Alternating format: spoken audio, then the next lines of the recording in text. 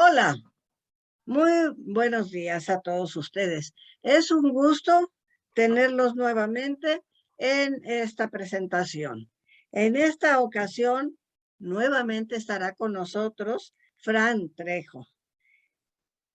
Tiene maestría en Ingeniería en Imagen Pública, licenciatura en Derecho, licenciatura en Pedagogía, certificado de locutor B, diplomado en San Diego, catedrático, directivo, consultor, investigador en universidades de prestigio, asesor de artistas y candidatos de empresas, productor y locutor de radio. Ha escrito en medios nacionales e internacionales, colaboraciones en radio y TV nacionales, colaborador del programa Cornish Abroad de Radio Redwood, asesor y publirelacionista de los documentales Batallón de San Patricio y 5 de Mayo, producciones de Aztlán, fundador de Inc., ha recibido las preseas Brigada de Batallón de San Patricio en 2011 por la Irish University de Puebla, la serie Diálogo Jurídico, Radio UNAM, en la cual colabora, ha recibido las distinciones Premio Walter Rutter y Premio Nacional de Locución. Es autor del libro El Eterno Centinela. Es para nosotros un placer recibirte y escucharte Gracias. con el mismo gusto de siempre, porque traes siempre temas muy interesantes. Pues, ese está de primera. Así que vamos a escucharte con mucho gusto. Entonces, sin más por el momento, nos va a decir desde el título de su ponencia, el que nos diga cuál es el título y nos empiece a platicar. Van a ver que es muy interesante. Bienvenido, muchas gracias y tienes la palabra. Gracias. Te agradezco mucho tu presentación, Inger. Saludos, gracias a tu equipo que siempre te está acompañando, a Miguel y a este otro chico que no se me va su nombre, pero bueno, le ofrezco disculpas si se me va el nombre, pero entramos en materia. Mira, el tema de hoy es acerca de Helen Yory, el mito frente a la historia.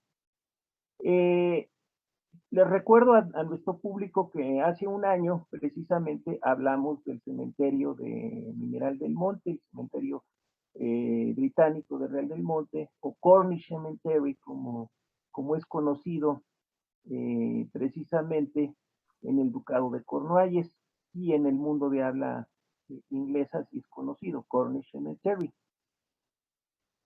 o como es conocido en su lengua, la lengua nativa que habla este pueblo celta, Ingerbak, Kernebek. Entonces, ahí estuvo precisamente, por eso el libro se llama El Eterno Centinela, porque mucho tiempo, más de casi 50 años, lo estuvo cuidando Inocencio Hernández Lara, y pues se le quedó lo del Eterno Centinela por un poema que yo le escribí, dos poemas, pero el que quedó fue el segundo, que es la lápida de donde ahora descansan sus restos en este cementerio. Por eso el libro, repito, se llama El Eterno Centinela. Entonces, Inocencio, si recordamos, pues él le quiso dar un valor agregado a su trabajo, y la manera de darle un valor agregado a su trabajo era de que la gente llegaba y decía, bueno, ¿quieres que te dé un tour por el cementerio? O sea, de él nació, y según él nos explicaba a cada uno de los que visitábamos, nos explicaba pues quién yacía en esa tumba, alguna explicación de algún símbolo, eh, etcétera. Y entonces ya al final Inocencio decía, bueno, lo que tú me quieras dar, y mucha gente, bueno, le empezaba a dar pues una propina, y era algo muy razonable, porque pues realmente el trabajo, como él se quedó a hacerlo, pues no tenía un sueldo fijo, y entonces él se ingenió pues tener ese sueldo, y empezó a contar una serie de historias, pero con el paso del tiempo yo me he dado cuenta que el trabajo que hizo Inocencio con esas historias fue todo un trabajo de imagen pública. El trabajo que hizo Inocencio fue todo un trabajo de imagen pública porque recordemos, bueno, que los mitos son explicaciones fáciles a preguntas difíciles.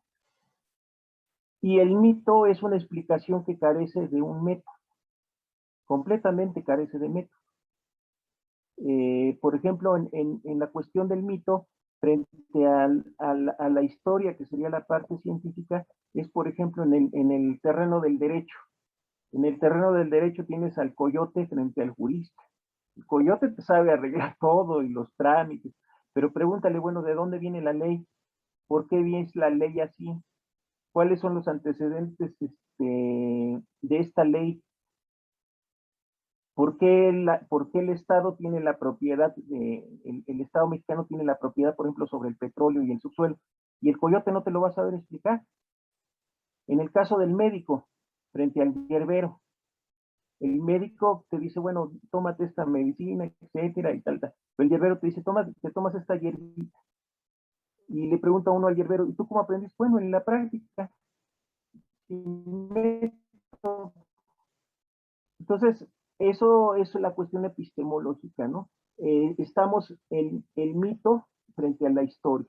Y muchos de los mitos de Inocencio son la explicación de cómo él veía el mundo. Y también son explicaciones sencillas a muchas cosas que yo he ido descubriendo. Quizá en un futuro podamos hablar de otro mito que contaba Inocencio y te vas a dar cuenta qué es lo que había detrás de ahí. Entonces, en el mito de Helen Yori, lo que trata de explicar, de una vez se los voy a decir, que finalmente se tenía que dar un mestizaje entre los que llegaron con los locales, y que todo tipo de mestizaje al principio genera conflictos, pero finalmente se llega a una síntesis de esa unión de dos partes antagónicas. Esa es la explicación que yo le podría dar. Ahora, ¿cuál es el mito que hasta la fecha lo sigue contando Carmen, su hija? Se supone que el señor Yori, como en el mito, que era un señor que despreciaba a los mexicanos y que ya estando grande, o sea, para los términos de edad de esa época, pues una persona de 50 años pues ya era una persona grande y que nunca se había casado. Entonces alguien le dijo, dice, pues cásate con una mexicana. Y que se casó con una mujer más joven que él, o sea que prácticamente le doblaba la edad. Quisiéramos pensar que el señor Yori, de acuerdo al mito, se casó con una mujer de 20 a 25 años y que con esa mujer tuvo dos hijas y que una de sus hijas era Helen Yori y que Helen Yori cuando tenía 18 o 19 años conoció a un mexicano, pero era un mexicano de marcados rasgos autóctonos y que el señor Yori no lo quería, ¿no? Dice, mejor no te cases con este hombre, mejor vete allá a otro lugar y te casas con uno que sea igual que nosotros, o sea, pues una persona de esas características de ellos físicas. Y que supuestamente ellos dos se juraron amor eterno y ambos se suicidaron. Y después de que pasó el suicidio, el señor Yori estaba muy arrepentido de esto. Por eso la tumba de Helen Yori es, creo que de las pocas tumbas, o si no es que la única en todo el cementerio, que está construida en mármol y tiene un ángel. Es una de las tumbas que tiene mucho lujo, supuestamente por ese remordimiento. Y después murió el señor Yori, pero que finalmente le cayó un rayo y que por eso, y la moraleja de la historia es de que por eso nunca digas que te caiga un rayo. Y esta historia, porque fíjate que yo se los he dicho a sus hijas de Inocencio, ¿no? Inocencio era como el personaje de la película de Pedro Infante, y la película que nunca filmó Pedro Infante, que era la de Museo de Cera, que supuestamente en el script era un señor que cuidaba el museo y que contaba las historias a su modo, ¿no? O sea, que que el que le quemó los pies que Cuauhtémoc fue el que le quemó los pies a Hernán Cortés, que que, que, que Maximiliano no se escapó, no, y que finalmente se escapó. O sea, todo lo contaba, pero desde su perspectiva de él. Y luego en los bocetos que había de esa película, todos los personajes tenían la cara del que cuidaba el museo. Por ejemplo, decía que, por ejemplo, dice, pues también puedo ser Juan Diego, dice que a poco no soy indio yo, dice. Y entonces se ve ahí un Juan Diego, pero cuenta otra historia muy diferente a la que conocemos de Juan Diego. Entonces contaba todas y así pasa con Inocencio, o sea, Inocencio, si ya te metes a analizarlo desde la perspectiva del psicoanálisis, de la semiótica y todo, finalmente Inocencio contaba su propia historia, porque has de saber, por eso las hijas de Inocencio son Hernández Esquius, porque la esposa de Inocencio era descendiente de familia Cornish, y era una mujer, digo, yo conozco conozco a la familia, conozco todo, y está en las fotografías, tú la ves y era una mujer de rasgos muy finos, de ojo claro, de cabello güero, delgadita, todo, e Inocencio era todo lo contrario, era más autóctono. Ajá. Entonces, y también él tuvo muchas dificultades para que aceptaran su relación con Abril Esquius. Entonces, si te pones a analizar el mito, pues el mito de Helen Yory tiene mucho de lo que es Inocencio. O sea, Inocencio prácticamente nos está platicando su historia, pero en otro mito.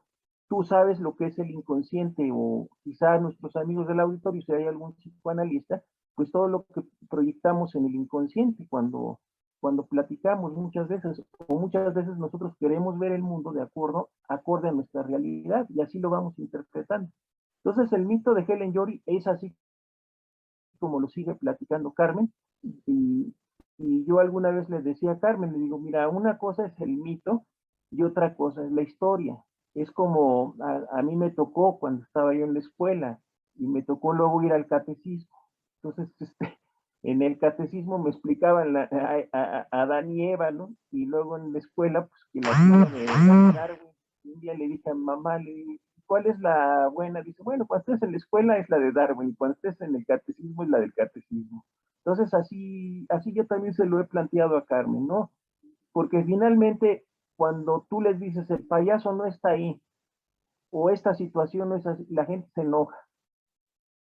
Es que yo vine muy lejos para oír esto, y luego que me digan y la gente se enoja, o sea, la gente, aunque tú le digas, se enoja y quiere oír eso, y quiere oír como te lo cuentan. Es como cuando compras algo y dices, vas a una tienda y dices, es que yo quiero que me atienda Miguel. ¿Por qué? Porque me gusta cómo me venden las cosas. No les ha pasado eso a ustedes, o dicen, o es que me gusta ir a tal tienda porque así me tratan en esa tienda. Entonces lo mismo pasa, ¿no? Llegan con Carmen, es que yo quiero que Carmen me cuente la historia, y hasta hay gente que la graba, y hay gente que me ha preguntado y dice, oye, nunca grabaste Inocencio, y yo no lo grabé, pero ojalá y alguien lo haya grabado, porque mucha gente dice, mira, a lo mejor todas las historias son falsas, pero como las contaba Inocencio, entonces ahí es donde vamos a la forma de las cosas.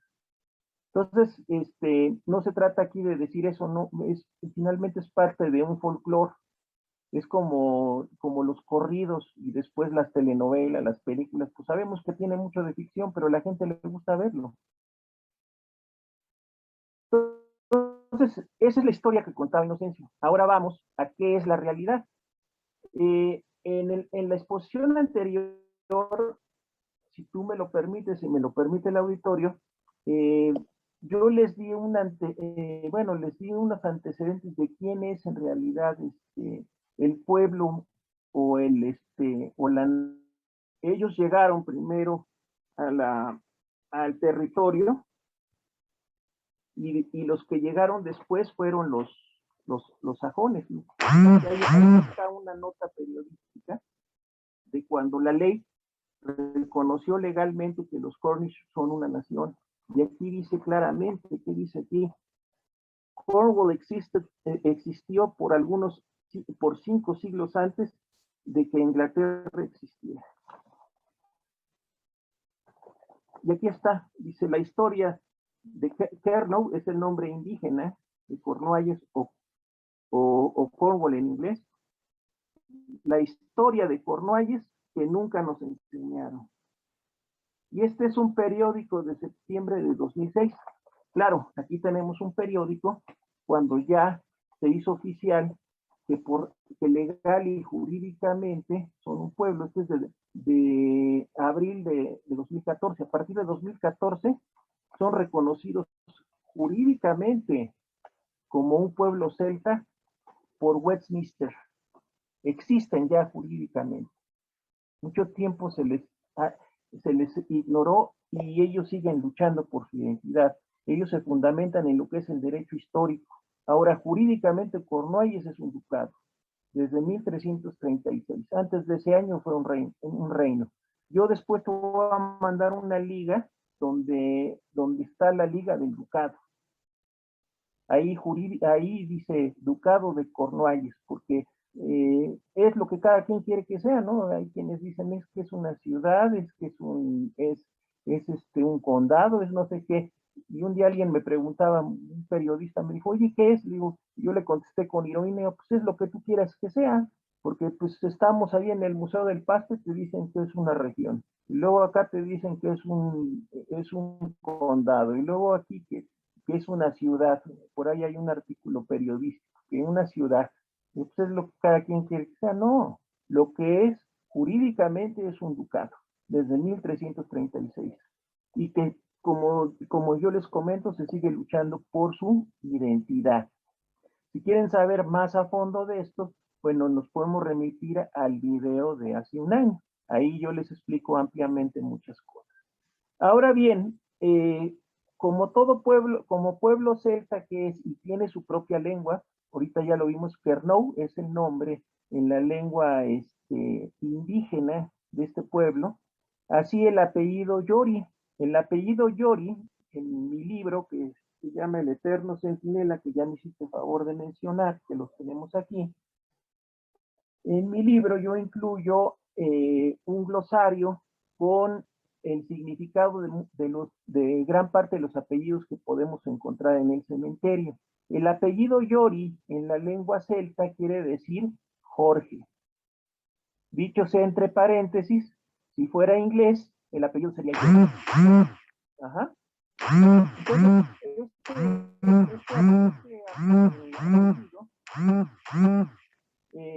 Yori, curiosamente en el cementerio hay 2 familias de apellido Yori. La primera familia de apellido Yori es la familia que formó James Yori, que acorde a documentos, él es ok. Sí, entonces te decía yo, el apellido Yori quiere decir Jorge, y fuera inglés, el apellido sería George, y el apellido George. Nomás como referencia, tengo yo un vecino que se apellida George. Así. Entonces, hubo 2 familias, como yo te decía, 2 familias de apellido Yori. Uno es James Yori, pero ya en muchos documentos jurídicos aparece como Jaime Yori, carretero. Él siempre declara ser carretero y curiosamente él aparece como testigo en todos los actos jurídicos, sean matrimonios, nacimientos o defunciones. Esta presunción nos ha hecho concluir a muchas personas que él hablaba perfectamente el español y que él servía como intérprete entre la comunidad y entre las autoridades.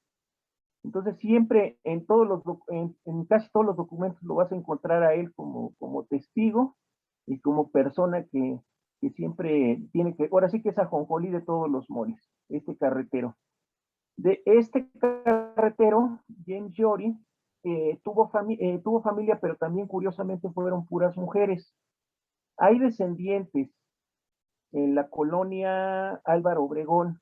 Ellos se apellidan Gómez Llori. No sé si todavía conserven el Gómez Llori, porque era, pues, obviamente el Llori pasaba a segundo término, pero no sé si la nueva generación se hayan puesto Gómez Llori como apellido compuesto o pues ya no lo conserven.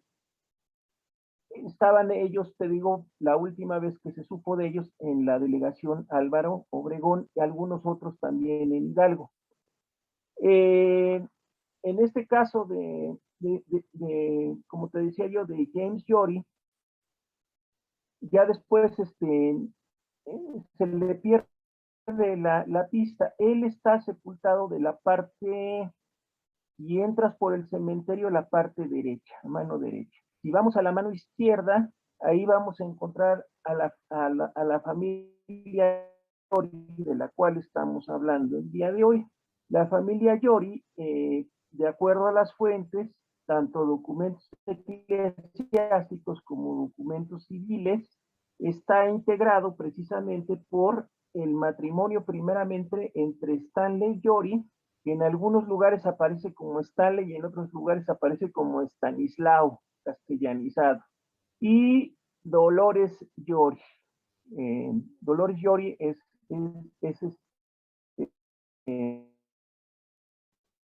nacionales. Ella sí es de origen mexicana, él es de nacionalidad jurídicamente británica. Tuvieron otra hija, como yo te decía, la otra hija se registró y se bautizó como María Isabel Llori Ortiz, pero de cariño le decían Lisi, y de hecho así aparece en la lápida correspondiente. Ella murió muy jovencita también de una enfermedad infecciosa. Decíamos, el matrimonio Llori tuvo una hija, también es María Isabel Llori Ortiz.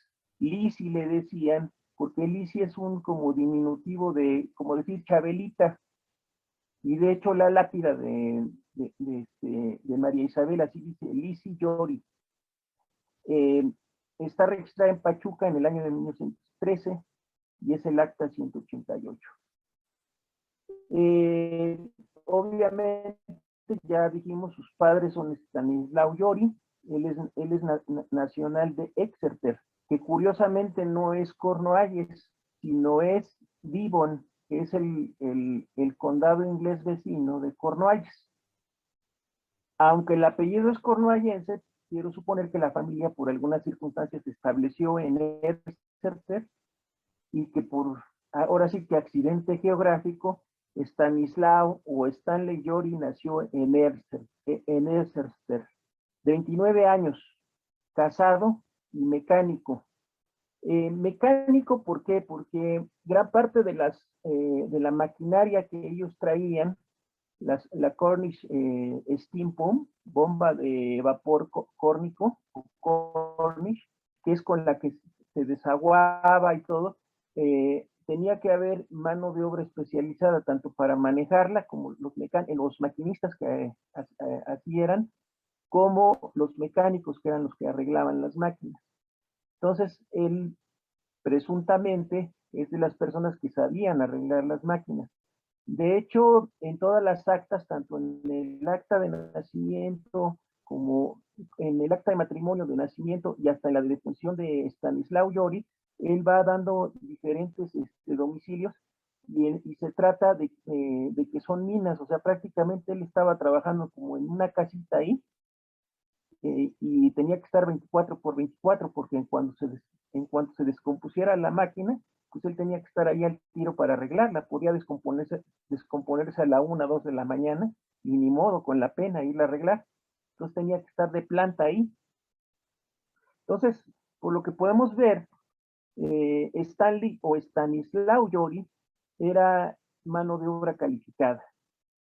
Dolores Ortiz de Llori, su esposa, ella nació en Omitlán, y cuando nació María Isabel ella tenía 24 años. Muy diferente a lo que dice el mito, que de 50 años se casó con una mujer que casi le doblaba la edad. Ahí ya nos damos cuenta de algo que no concuerda con el mito. Eh, También por aquí, de los datos que tengo yo recopilados, estos son del acta de matrimonio de Stanislao Yori, que nació en 1884, ya lo dijimos, en Exeter, Devon, mecánico. Sus padres fueron Jaime Yori, él sí era de Cornualles, de Plymouth, y Emily Briscamber, de Plymouth, Cornualles, vecina de Pachuca. O sea, Stanislao Yori se vino con su mamá a México, se la trajo. Y de hecho, en los documentos aparece, dice, que vive con su mamá. O sea, vivió la mamá con él, aunque ya después estaban ellos casados. El matrimonio, el domicilio conyugal lo establecieron en la casa número 2 de la tercera calle de Ariste. Un matrimonio y otro matrimonio, un domicilio y otro domicilio lo tuvieron en la mina de San Julio. Ahora, por parte de Dolores Ortiz Rodríguez, ella nació en 1889, la esposa, en Omitlán, dedicada al hogar. Su papá fue Antonio Ortiz de Atotonilco el Grande, y su mamá en algunos documentos aparece como Sixta y en otros aparece como Jovita Rodríguez. Ella nació en Velasco, que también hay una senda de beneficio. Esos son los suegros del señor Yori, de Stanislao Yori, Antonio Ortiz y Jovita Rodríguez. Repito, el primero de Atotonilco el Grande y la segunda de Velasco. El acta de matrimonio está fechada el 31 de julio de 1911 en Pachuca de Soto Hidalgo. Y la casa, y también, bueno, es que también cuando nace Isabel, ya declaran tener otro domicilio, que es casa número 42, calle Corregidora, Pachuca, Hidalgo. Tuvieron muchos cambios ahora sí que andaban como gitanos, cambiaban constantemente de domicilio, la familia Yori. Ahora, Helen May Yori,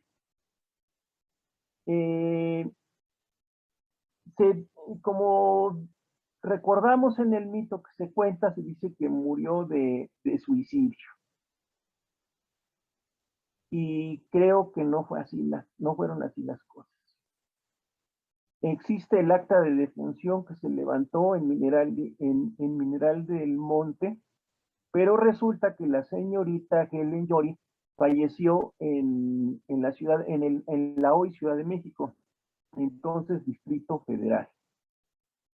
¿Cuáles fueron las causas de la defunción de Helen Yori? El acta de defunción de Helen May Yori Ortiz, nos indica primeramente que pertenece al género femenino, edad 20 años, soltera, estudiante. La defunción es el 1 de agosto de 1935. La causal es nefritis uremia, una infección en los riñones. El acta se levantó en Mineral del Monte. El cadáver se trasladó de Ciudad de México a Mineral del Monte por un permiso que se llevaba. El número de acta es la 397. Ahora bien, esta acta se levanta según el oficio número 3139 de la Oficina de Panteones del Departamento del Distrito Federal, fechado precisamente el 1 de agosto. Se concede el traslado del cadáver citado, o sea, el de Helen Yori, al municipio de Mineral del Monte Hidalgo, para sepultar el cadáver en el panteón de la colonia de habla inglesa de esa ciudad, en fosa de primera clase.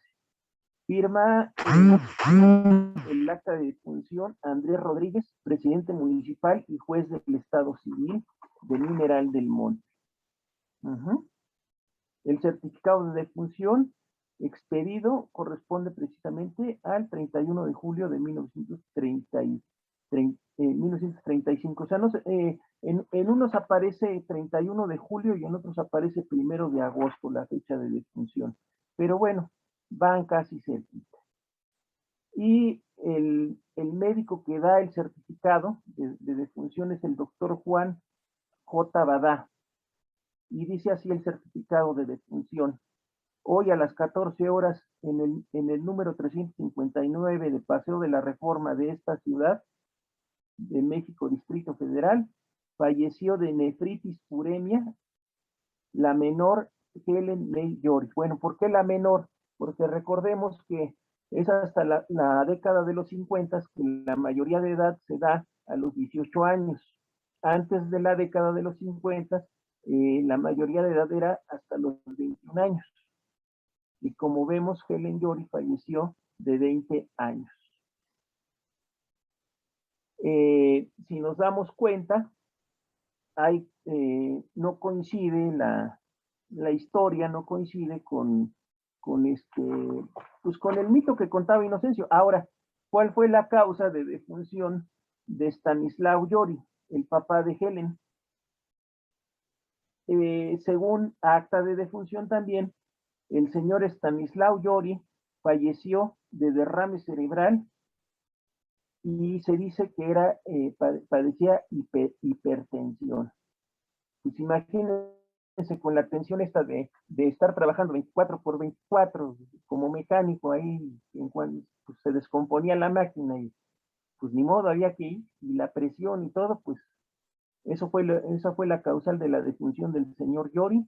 Él falleció aproximadamente de 59 años. Entonces, ahí tenemos, bueno, por un lado, la historia que cuenta Inocencio, la historia que cuenta Carmen hasta la fecha, y la historia que cuenta el pueblo, y que incluso hasta la prensa cuenta, y si ustedes lo buscan en internet, hasta por ahí ya le han aumentado de su cosecha a otras personas, porque, por ejemplo, hay un periodista que dice que luego se encuentra un fantasma de una persona ahí en la carretera, y que es una jovencita que habla español con dificultad, pidiendo ayuda. Y sorpresa, se trata del fantasma de Helen Jory. Digo, no podía hablar español con dificultad porque su lengua materna era el español, porque partimos de que, ¿cuál es la lengua de la mamá? Era mexicana, le hablaba en español, o sea, si la mamá habla maya, ruso o inglés, esa es la primera lengua que vamos a hablar nosotros. Entonces, pues, sus primeras palabras de Helen Jory fueron en español. Entonces, el mito de Helen Jory ya le han metido de su cosecha, pero gente que ha escrito, principalmente periodistas, y le han metido ahí de su cosecha. Y luego, si ustedes escuchan la historia de Carmen, pues a lo mejor pues ya empieza a tener como que el toque de Carmen, a lo mejor muy diferente a como la contaba su papá. Entonces, finalmente, bueno, sí habría que escribir esta historia, porque de hecho, pues de acuerdo a la ley orgánica del Estado de Hidalgo, dice que los municipios deben de contar con personas que se encarguen de recopilar este tipo de historias, que finalmente también hacerle la advertencia a la gente de que pues es una ficción que no concuerda con lo que dice, bueno, dicen los documentos. Ahora bien, la familia Jory, bueno, tiene descendientes, pero no en línea recta, sino de manera colateral. De los descendientes de Helen Jory, es la familia que integra, son la familia que integra el matrimonio entre Maurilio Cravioto y su esposa Juanita. Aquí aparecen en este libro. Son estos de aquí. Ahí aparecen. Y la autora de este libro, que es la doctora Sharon Schwartz, también incluye, curiosamente, es la única foto que incluye de descendientes en otro libro que fue más amplio. Miren, no nada más un ladrillo, que se llama The Cornish in Latin America, o sea, los cornuallenses en América Latina, que narra pues toda la diáspora en todos los países de Latinoamérica, tenemos Brasil, tenemos Argentina, tenemos Costa Rica, y pues a mucho orgullo tenemos México, y la única foto que incluyó de descendientes mexicanos es de Helen Yori, porque pues también a ella le fascinó la historia, pero también ella se quedó con la duda, porque curiosamente la doctora Sharon Schwartz hizo ¿cómo te explicaré? Hizo un banco de datos de defunciones y únicamente aparece James Jory, del que les platiqué la primera vez.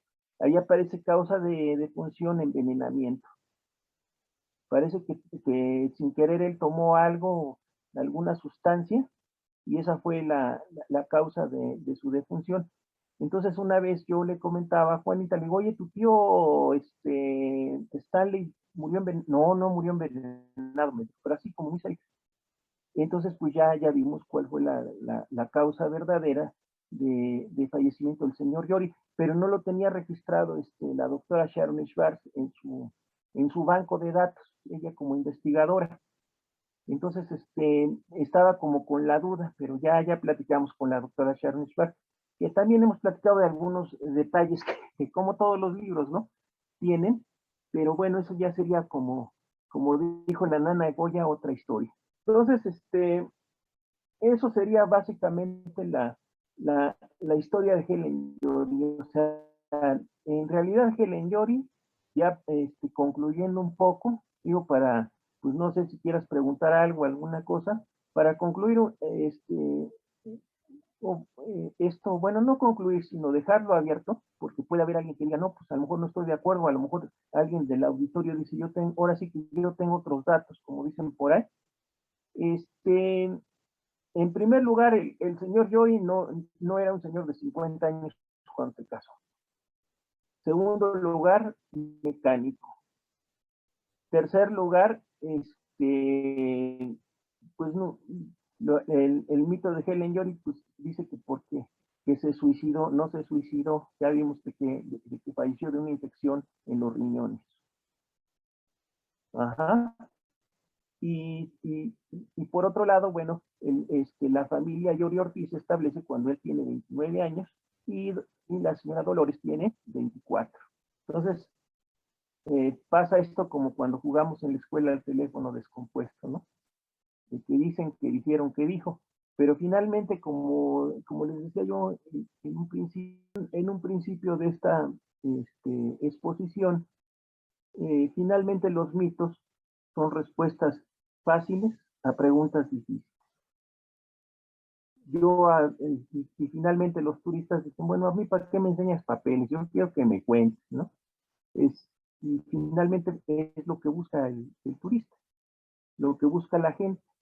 Y luego luego también, por ejemplo, te topas con que dicen, es que yo quiero un libro sobre el pueblo. No, dice, yo quiero uno que hable de leyendas. Bueno, pues espérate, ¿no? Las leyendas pues nada más son sabiduría popular o interpretación popular, pero no se va a la historia porque carecen de método.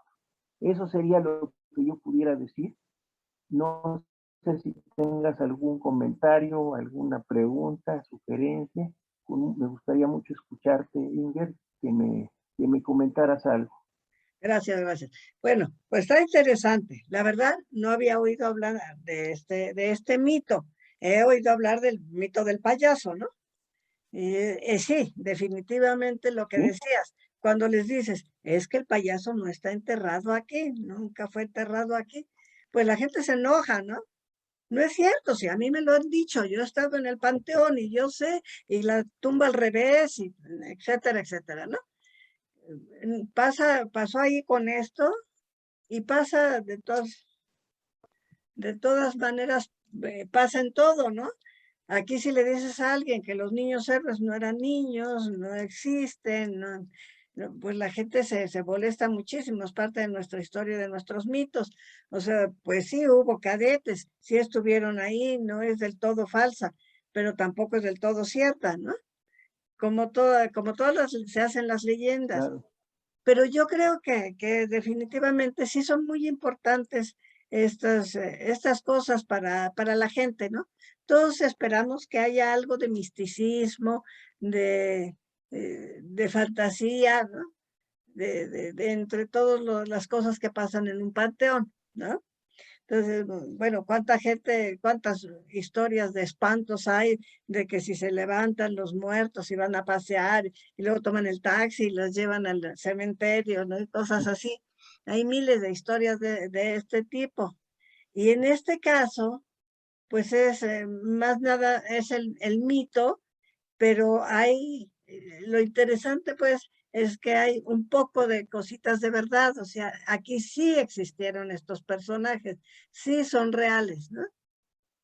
Y lo demás pues, son pues inventos, es la fantasía y lo que le gusta a la gente decir, y después es lo que le gusta a la gente escuchar, ¿no? Siempre Sí, vas con la ilusión de que en el panteón me van a contar un montón de historias que son interesantes y mágicas, ¿no? Entonces creo que es muy importante. Esta es una tumba, pero debe haber varias que tienen tipos de leyendas en ese panteón, ¿no? sí, mira, hay varias, o sea, fíjate, hay otras tumbas que, por ejemplo, tienen historias, como tú lo dices, reales, que poca gente las conoce. Por ejemplo, está la tumba de Francisco Rull, el que mandó construir, bueno, él fue de los que uno de los que construyeron, no más bien él dirigió la obra del reloj monumental de Pachuca. O está la historia, ¿sabes de quién? Ajá. A ver, Bueno, ya me, estoy viendo aquí una serie de fotos que enviaste. Bueno, está esta que es muy bonita, la de la entrada al panteón, ¿no? sí, Esa es muy bonita porque está el eterno centinela ahí, ¿no? sí. Mira, sí, es muy bonita. Y bueno, pues esa no hay mucho que explicar porque es lo que está en el panteón, ¿no? Ajá. Sí, mira, ese es de una publicidad de una presentación de mi libro, pero ahí está precisamente un ángel de las pocas tumbas o algunas de las tumbas que tienen una alegoría religiosa. Lo que pasa es que mucha gente, originalmente el cementerio empezó siendo para gente de religión metodista, pero curiosamente a la siguiente generación todos se hicieron católicos. Hay también católicos. Entonces, las tumbas que tienen ángeles, hay una de un santo por ahí, y esa incluye también a la de Helen Yori, porque tiene un ángel, es de gente católica, y de hecho Helen Yori, tanto sus padres como ella, sus padres están casados por la Iglesia Católica Romana, y ella está bautizada en la Iglesia de la Asunción, la de Pachuca.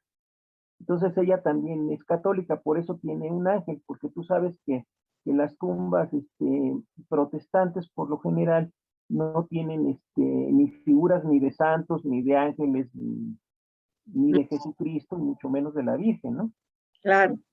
Sin embargo, la tumba de Helen Jory sí tiene un ángel, y esta también es de las pocas que tienen ángel, y que ahí ten la seguridad de que se trata de gente de religión católica romana.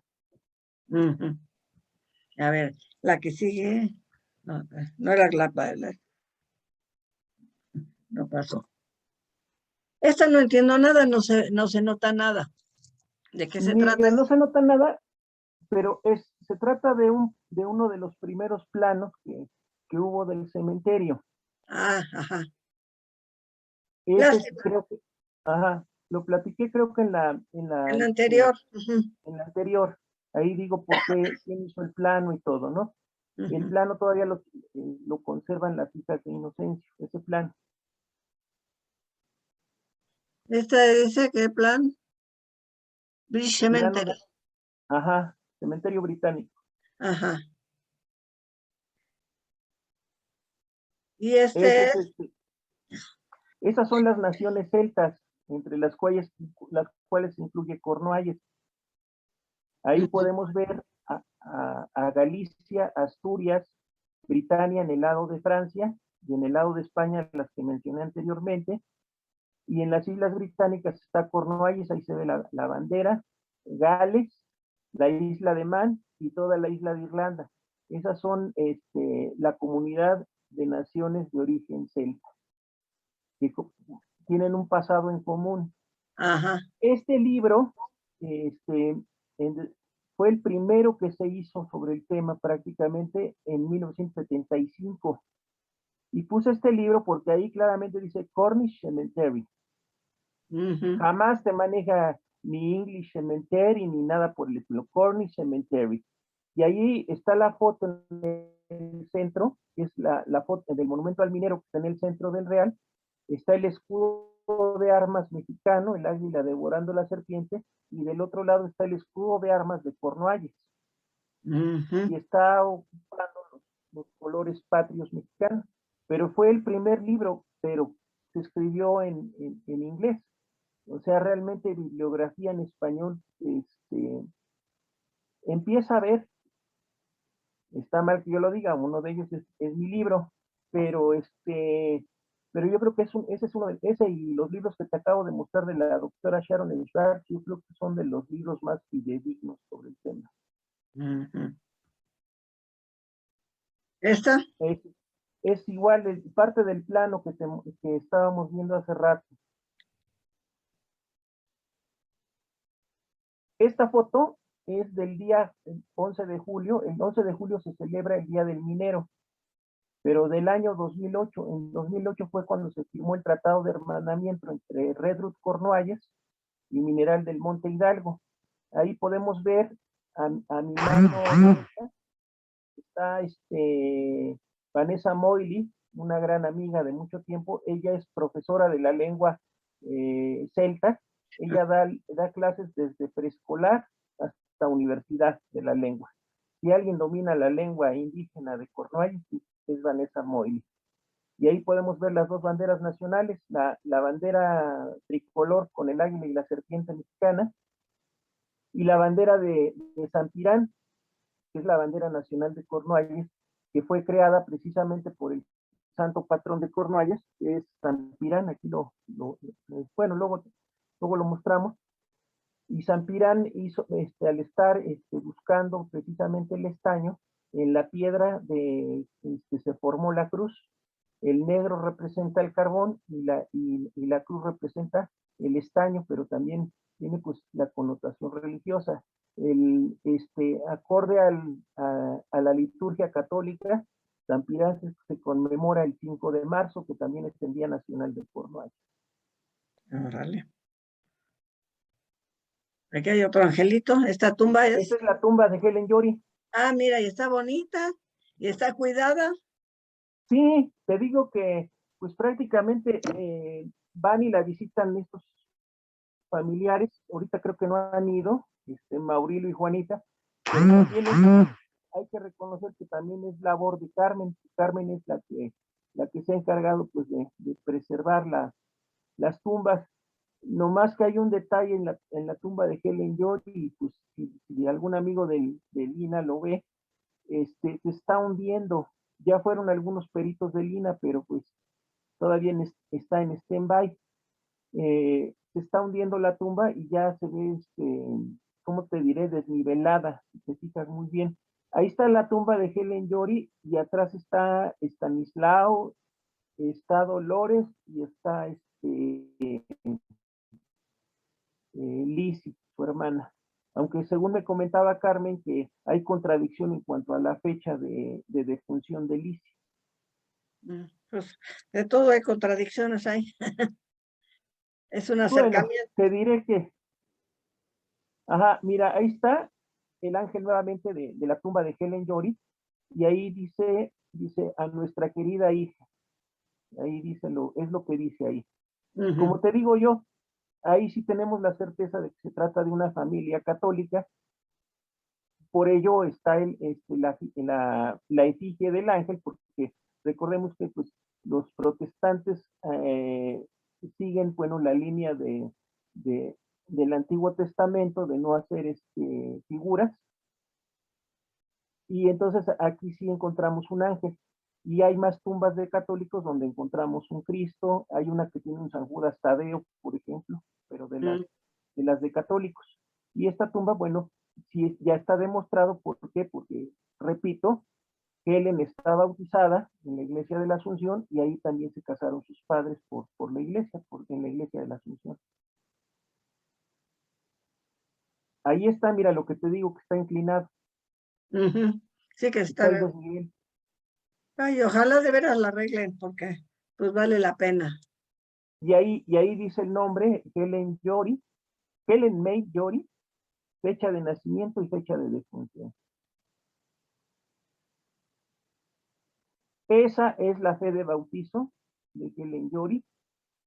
Es de la parroquia de la Asunción, la iglesia de la Asunción. Te recuerdo a ti y le recuerdo a los que nos están viendo. La iglesia de la Asunción se encuentra en el viejo Zócalo, por así decirlo, de Pachuca.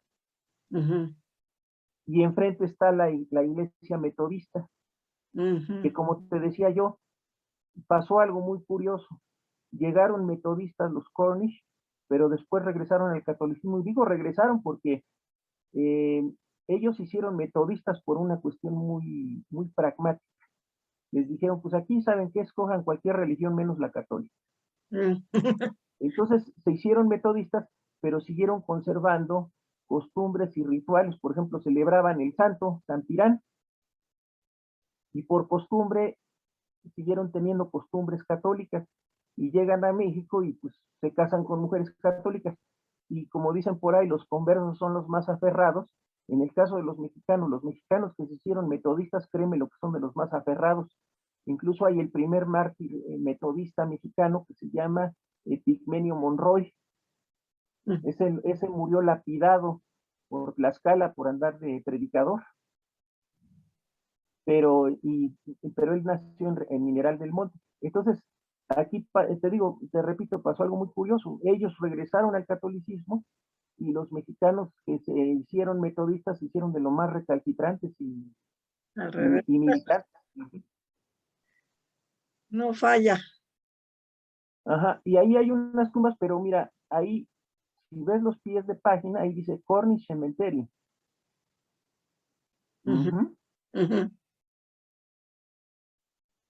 Esto es del libro que vimos hace rato, que se llama En busca de la plata en México. Lástima, son malas fotografías. Creo que son todas. Sí, ya son todas. Te digo, no quise abusar mucho del material porque era platicar, pero bueno, que tú me preguntaras algo de las fotografías y que lo supiera nuestro auditorio, digo. Sí, complementó muy bien. Y mira, no costó ningún trabajo ni nada. Pensábamos que era cuando estabas hablando, pero como terminaste de hablar, pues quedó muy bien. Y sí te digo, pues conozco poco del asunto como para hacer preguntas, solo me llama la atención todo esto. Oye, pregunta que no tiene que ver con el panteón, pero las fotos son malas en general. ¿Es por la ubicación del panteón, por lo oscuro que es el lugar? ¿O hay fotos mejores en algún lado? Mira, hay fotos mejores y hay que reconocerlo. Digo, esas son muchas son de mi cámara mía, ¿no? Pero fotos así que digas están, pero pues bien acá, las que nos presenta la doctora. De las veces que ha venido Sharon, trae unas super cámaras y luego Martin, que es su esposo, también él trae un buen equipo, ¿no? De hecho, pues estas tienen muy alta definición sus fotos. Lástima que ella ya quitó de internet su sitio, porque en el sitio te digo que estaba un banco de datos de algunos de los que yacen en el cementerio, a reserva de que muchos le estuvimos dando datos a la doctora o corrigiendo algunos datos que estaban mal, ¿no? Pero bueno, la próxima vez que vayas a platicar, pues presenta las fotos de ese libro. Yo creo que Pues puedes, sí, no sé si se valga, capaz de que sí te lo echan en cara que por qué presentas fotos de un libro que no es tuyo, ¿no? Ya ves que luego bueno, es difícil. Bueno, sería cosa de hablar con Sharon a ver si ella lo permite, ¿no? Te digo porque yo tengo contacto con Sharon. Ah, bueno. Afortunadamente, y la doctora Eshbar, no por la amistad, pero si alguien sabe del tema en México es ella. Ujú. Ella empezó a escribir del tema, lo que pasa es que su tatarabuelo llegó en la primera oleada de hace casi 200 años y estuvo 20 años aquí trabajando. No regresó. Entonces, siempre pasó como un mito familiar. Y ella estudió la licenciatura, la maestría y el doctorado en historia. Y de los 3 grados académicos, los 3 grados han sido tesis sobre este tema. Ujú. De hecho, el libro, el que te estoy mostrando, es parte de la tesis de doctorado, aunque tiene algunas imprecisiones, porque, por ejemplo, digo, se los he dicho a Sharon, digo, no es mala onda si los digo públicamente, ella lo sabe. Por ejemplo, el embajador Charles O'Gorman, que es antepasado de los O'Gorman, entre ellos Juan O'Gorman, todos ellos, él llegó aquí a México como cónsul británico. Y entonces él y el capitán Rull, que fue de los, precisamente ya va para 200 años, firmaron un tratado internacional, pero como no había restricciones en ese tiempo, actualmente para firmar un tratado internacional tiene que ser el presidente de la República, y lo firmaron con el presidente municipal, con el gobernador en turno, y el gobernador en turno, pues no existía el estado de Hidalgo, era el estado de México. Entonces Sharon dice, lo firmaron con el gobernador de Hidalgo. Le digo, no, espérate, el estado de Hidalgo no existía, existe de 1869 para acá, y lo que tú me estás platicando desde de 1824. Entonces, en ese tratado que firma Charles O'Gorman, él es de origen irlandés, pero recordemos que toda la isla era parte del Imperio Británico, ahora nada más es la parte norte con la que se ha quedado el Imperio Británico, pero en ese entonces era toda la isla. Él era el cónsul. Entonces, en ese tratado O'Gorman se firma para darles a ellos garantías como trabajadores extranjeros en México. Podemos decir que es el primer tratado internacional en materia laboral, pero no nada más laboral, sino incluso hasta de garantías individuales. No, pues sí. Entonces, es parte del fundamento jurídico por el cual se abre el cementerio, que después el cementerio lo compra Thomas Strafford, y Tomás Strafford en un acta que yo he tenido la fortuna de verla, es un acta de donación. Entonces, en esa donación dice Tomás Strafford, dono al municipio del Mineral del Monte el cementerio. Y él lo donó. Entonces, ese también es el fundamento de que, más aparte del 115 constitucional y las leyes correspondientes, de que pues, realmente el cementerio es del municipio. No, pues sí, hay mucho, mucho todavía que hablar de este cementerio y de esta tierra, ¿no? De esta tierra, cómo nos trajo aquí algo diferente y cómo se une con México, ¿no?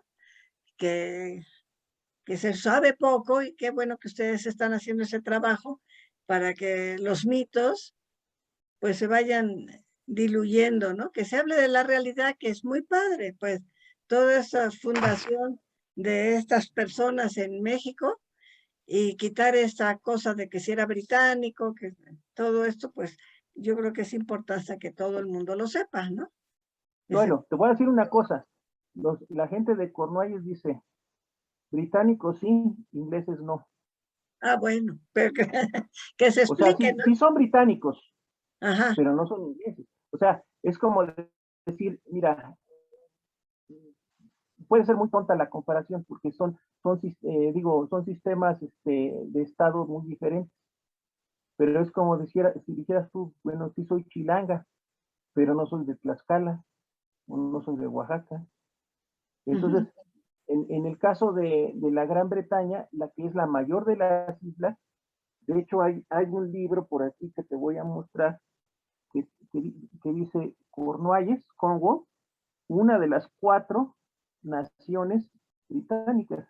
O sea, la mayor de las islas británicas tiene 4 naciones, que son precisamente la que tiene mayor población y de carácter centralista, porque si nosotros decimos que en México se vive el centralismo, con ellos está más cañón, todo gira alrededor de Londres. Ujú. Son 4 naciones: Inglaterra, Gales, Escocia y Cornualles. Son 3 de origen celta y una de origen sajón o anglosajón, que es muy diferente. Por eso no se puede dar una unificación. No pasa lo mismo que pasó, por ejemplo, con Alemania o con Italia. Bismarck logró la unificación, pero porque todos compartían lo mismo. Eran diferentes estados, pero compartían la misma lengua, la misma cultura. Los únicos que no se unificaron fueron los cantones suizos del norte y Austria, pero logró unificar Alemania. Garibaldi lo logró, pero aquí por eso dicen que el Reino Unido es el más desunido de todos.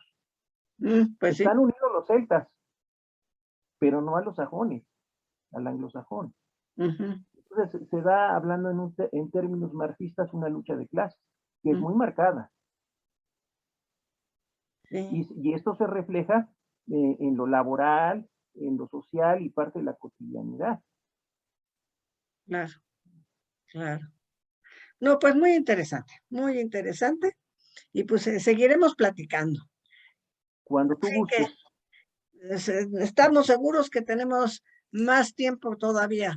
Vamos a saltar esta condenada pandemia y vamos a tener mucho más tiempo para estar platicando sobre el asunto. Claro. Pues no me queda más que agradecer nuevamente tu participación. Como siempre, sí me gustó mucho, sí es muy interesante. Y bueno, pues yo creo que mucha gente ya sabe algo, podrá preguntar más. Yo sé menos, nada más sé lo que tú has platicado. A lo mejor en la presentación puedo hacer algunas preguntas más y te digo, si ya les dijimos a la gente cómo, y espero que haya preguntas y salgan de dudas de tanta información. Pues bien, pues yo te agradezco a ti, le agradezco al público, y pues adelante, espero las preguntas. Te mando al rato la liga de Cornualles como ducado, Ujú. y que el duque es don Carlos. O Ok. sea, Carlos, ya nada más para redondear, Carlos es príncipe de Gales y duque de Cornualles. Ujú. Sí, manda la liga para estar más en el chisme, conocer Perfecto, bien el chisme. Me ¿cómo encanta. no? Claro que Bueno, sí. Claro que sí. Pues no nos queda más que despedirnos. Te doy las gracias nuevamente. Gracias a nuestro público. Gracias por su colaboración y su presencia. Gracias al Museo Nacional de la Revolución, Alejandra Urtillas, que nos presta su espacio, y a todos los chicos que nos ayudan para que estas grabaciones puedan ser vistas por más gente. Estamos a sus órdenes, ya saben, Museo Nacional de la Revolución. Gracias a todos y muy buenos días.